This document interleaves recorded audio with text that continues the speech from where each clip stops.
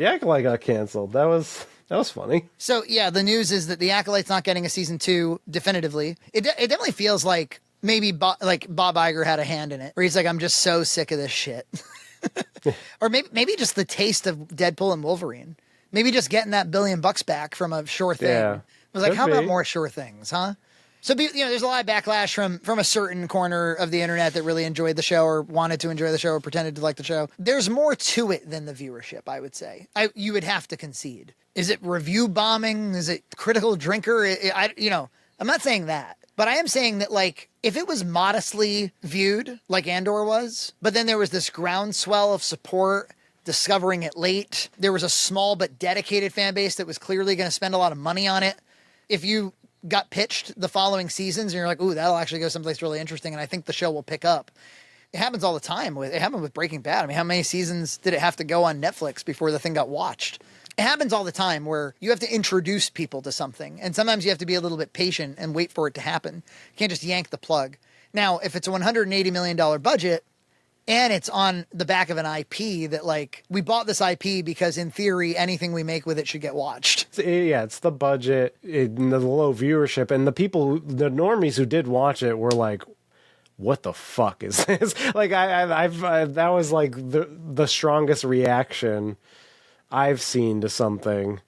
Because even like I think Ahsoka was like almost similarly bad. Like, not as embarrassing, I think, but it's bad in a lot of the same ways. And I think it's way too damaging. And I think like clear heads prevailed eventually. That's what I'm trying to say is it's not just that it was low viewed. There's a scenario here where if they thought they had a seed that was going to grow, which Andor is quite obviously, like Andor didn't get viewed either. I would spend the money on a season 2. I would bank on it. And I bet you it does better than season 1. And even if it doesn't do Mando numbers, it's good for Star Wars. It's good to introduce new elements, new tone, have a little bit of content diversity within the portfolio. Like, there's reasons to do it. It seems like the show just has integrity. Like, it has like a voice. I think it'll sell merchandise after a while too.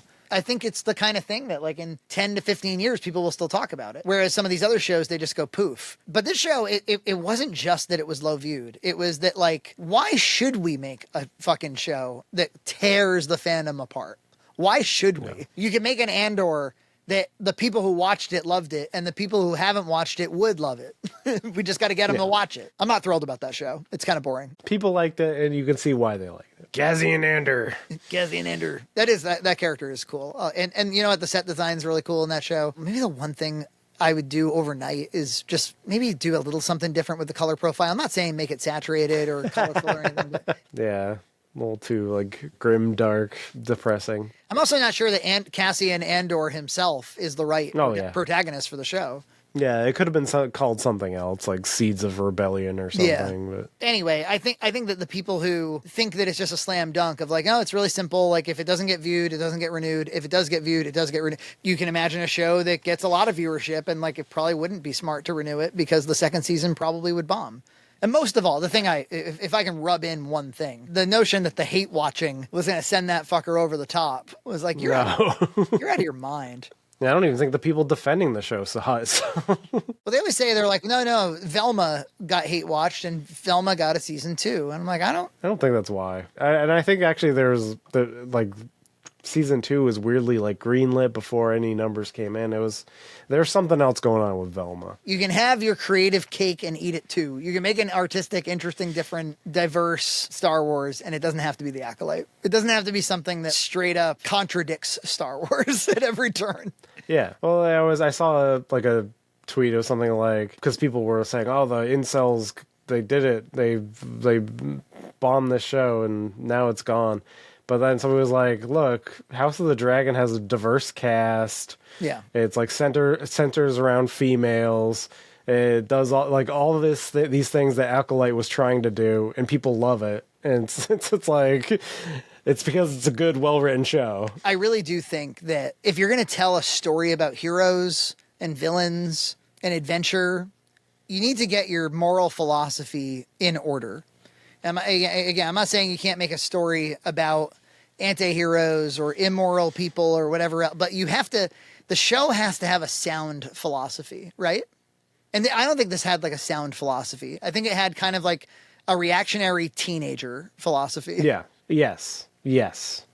Yes. Where everything just feels fraudulent. Well, it's the teenager going like, what if the bad guys were good? Yeah.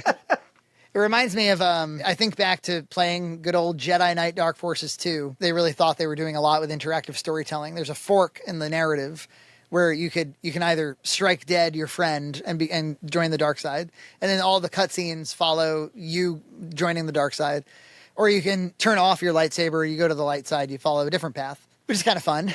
A lot of people reveled or enjoyed being on the dark side. It felt cool. It felt funny. It felt interesting. The last cutscene is him, on the throne of the Emperor. You're now the Emperor of the galaxy. You might say, like, kids have always found it interesting to play villain. It's like, yeah, well, that's one thing. That's going like, I'm going to be evil. I'm getting a thrill from that. But this show was like, no, it's virtuous to be on the dark side. You are a good guy for rejecting tradition and for rejecting the authority that was illegitimate of the Jedi. I got in some big argument in the comments with some guy who was like, not untrue.